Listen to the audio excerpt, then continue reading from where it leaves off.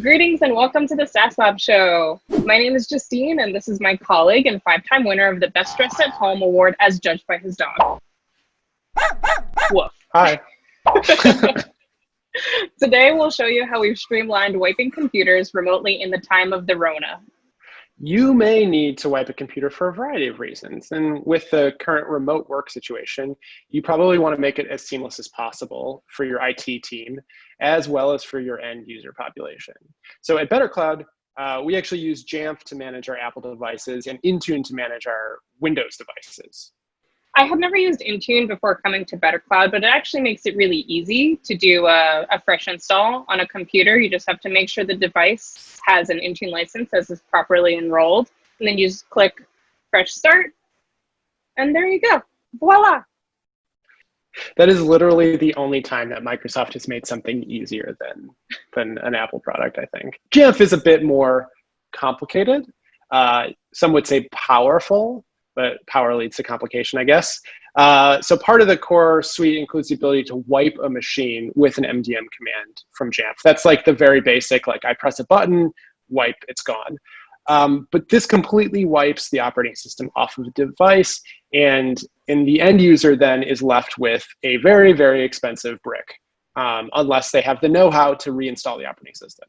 Now, like reinstalling the operating system isn't really that hard from my perspective, but for the average person who doesn't have to do this for their job, it's not super simple and it's not very straightforward.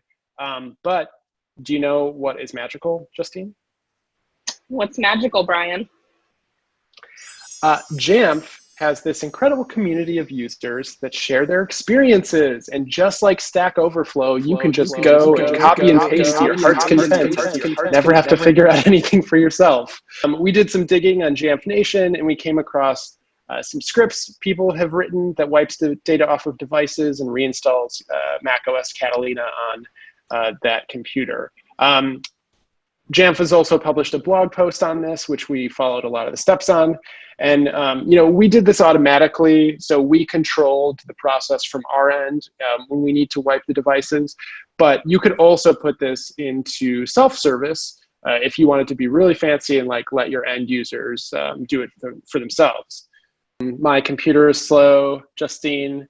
What would your first troubleshooting step be? And you could just say, let's just erase your computer and see what happens. That's definitely my first troubleshooting step. That seems like it's very efficient. It is, there's no problems if there are no files. Did you find the files? I don't even know what they look. What do they look like? They're in the computer. They're in the computer? Can you tell us about some of the catches that you ran into when you were working on this? One was the Catalina installer is fairly big. It's like, I think about 8 gigabytes, 8 to 12, something like that. And we had a hard time uploading it into Jamf via the Jamf UI. So we actually had to upload it directly into AWS, which is the hosting provider that we use to store our files in Jamf, and then do a little workaround magic to make that work. That was one of the things we found on Jamf Nation. I'll show that in a second. And in our case also, a lot of our users were on Mojave or High Sierra, possibly. And so we had to use Composer to package up the installer so that it could be put into somebody's application folder. If you were all on Catalina, there is a command that you can run that just forces those computers to download a fresh copy of the installer. And then this wasn't an issue for us, but only computers that support Catalina, obviously, does this work for. So, if you think that you have computers such as a early 2011 iMac or a pre-2015, 2012 MacBook Pro, something like that, pre-2012, I want to say, that sounds right. If you have any of these devices floating around, you should probably use Jamf Smart Groups to make sure that only the devices that are actually compatible with Catalina get upgraded. And you can find the device list online on Apple's website. All right. Ryan's going to share his screen now and walk us through some of these steps. You betcha. One moment.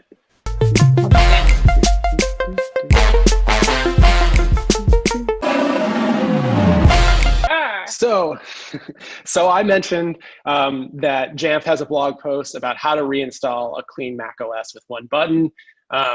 It's pretty great. We got a lot of the tips on how to do this stuff from this article. One thing that we didn't do was actually make this, like I said, a self-service button for an end user to do. We took care of all of the initiation of the caching and the erase of the computer on our end.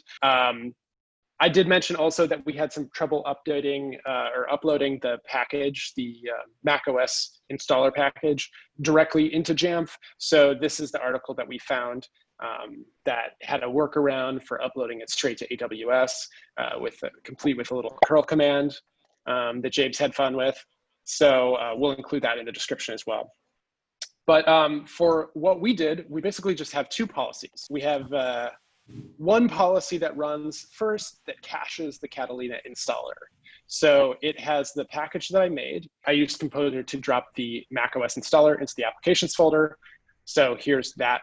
All this does is run on people's computers and cache it. It takes a little bit of time. So if you're going to erase somebody's computer, you can't just like start 5 minutes before you want to go. The installer is 8 gigabytes. It takes a while. And then the second policy is this erase policy. It's the macOS installer has this start OS install command line tool that you can use with a bunch of flags that allow you to erase the computer, agree to license terms, so you just skip all of those pages, force quit all apps, so nothing that's your 17,000 Google Chrome and YouTube tabs can't stop your installer from running, and gives it a name for the new hard drive. In our case, we also we wanted to certify that the computers had been erased. So the problem is if you just run this thing, it'll erase the computers, but you may never have, like, it's never going to indicate that it finished, because part of the thing that policies do is when they're done, the target computer uploads the policy log into Jamf. This can't do it if the computer is erased. So what we also had here is a quick little script that runs prior to running all of these commands, which you can see over here. And all that's doing is basically sending the computer's information, like the serial number, and in this case we had the computer name, the date and time, and username. It posts that into a webhook. In this case, we used Zapier to catch that webhook, and then Zapier is posting into a Google Sheet for us. So that's a good way if you're giving the computers away, for instance, you need some kind of certification that they were erased. This is a quick and dirty way to do that. That's all there is to it. And this process is pretty quick. I mean, assuming that you have the installer cached, you need a good internet connection for that. This actually only takes I think it was a max of 15 minutes to reinstall the OS. Like, that's way faster than sitting down and clicking through the buttons and doing the reinstall yourself. Or even if you erase it and reinstall, I don't know why, but it's so much faster. Thank you, Brian. I have one last question for you. Are hot dogs a sandwich? This is a question that keeps me up at night. Hot dogs are not a sandwich, I'm sorry to say. Okay. Why do you think that they are not a sandwich? Because when you look on a menu at a restaurant, is a hot dog ever listed in the sandwiches section? Yes. Okay, I gotta go. What restaurants are you going to? I swear I've seen it on menus under the sandwich section, because where else would it go? Under the hot dog section. Everyone knows. Where are you going? You're from there's Chicago. That might be it. Also, you don't put ketchup on a hot dog. No! There's the burger section, there's the sandwiches section, and then there's the sausage, brats, hot dogs, basically tube-shaped meats section. Okay. That's different than sandwiches in my book. I respect your opinion. Sometimes. As long as we both say GIF with the hard G, then I don't really care. No! All right. We will see you next time on the SaaSOps show. Brian and I will react to the new BetterCloud workflow templates that were recently launched. So get excited for that.